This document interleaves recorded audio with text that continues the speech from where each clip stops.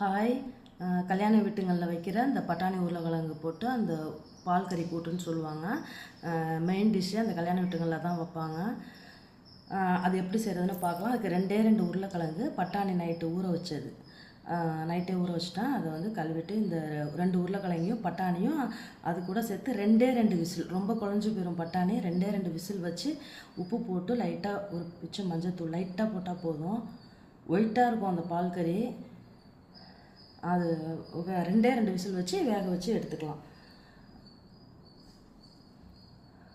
அதுக்கு வந்து நான் மசாலா வந்து பூண்டு, சின்ன துண்டு இஞ்சி, பூண்டு ஒரு 4 பல் 5 பல், பொட்டுக்கடலை, பச்சை மிளகாய், தேங்காய் ஒரு 2 பத்தை, சோம்பு, இது கூட ஒரே ஒரு ஏலக்காய் 2 கிராம்பு போட்டுக்கலாம். பட்டை போட்டு அரைச்சிக்கலாம். ரொம்ப ஹெவி மசாலா அந்த மாதிரிலாம் கிடையாது, லைட்டாக தான் இருக்கும். அந்த பச்சை மிளகா தான் காரமே. உங்களுக்கு வந்து இன்னும் 4 உருளைக்கிழங்கு போட்டிங்கன்னா இன்னும் கொஞ்சம் கூடுதலாக சேர்த்துக்கோங்க. ரொம்ப நல்லாயிருக்கும். இது வேணால் டேஸ்ட் பண்ணி பாருங்கள். இதில் ஒரு ஏலக்காவும் 2 கிராம்பு, ஒரு சின்ன துண்டு பட்டை போட்டேன். அதுக்கு தாளிப்புக்கு வந்து வெங்காயம், கருவேப்பிலை, கொத்தமல்லி, ஒரே ஒரு தக்காளி, ஒரு பெரிய வெங்காயம், அவ்வளோதான் தாளிப்புக்கு. லைட்டாக தான் போடணும். உருளைக்கிழங்கு வேக வச்சு அதை கையாலே அப்படியே மசிச்சு விட்ருக்கேன், துண்டாக போடாமல். பட்டாணி வெந்துருச்சு.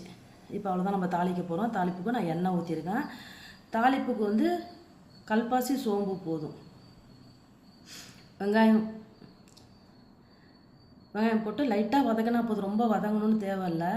லைட்டாக வதங்கினா போதும். ஒரே ஒரு தக்காளி, அதுவும் லைட்டாக வதங்கினா போதும்.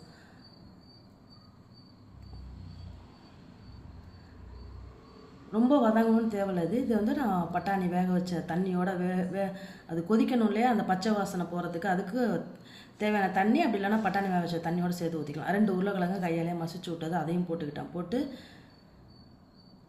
நல்லா ஒரு 1/4 மணி நேரம் எனக்கு இந்த மசாலா எல்லாமே பச்சையாக அரைச்சது தானே, அதனால் இது வந்து நான் கொதிக்கிறதுக்காக அந்த தண்ணி ஊற்றி நான் வேக விட்றேன். 1/4 மணி நேரம் எனக்கு நல்லா கொதிச்சிச்சு.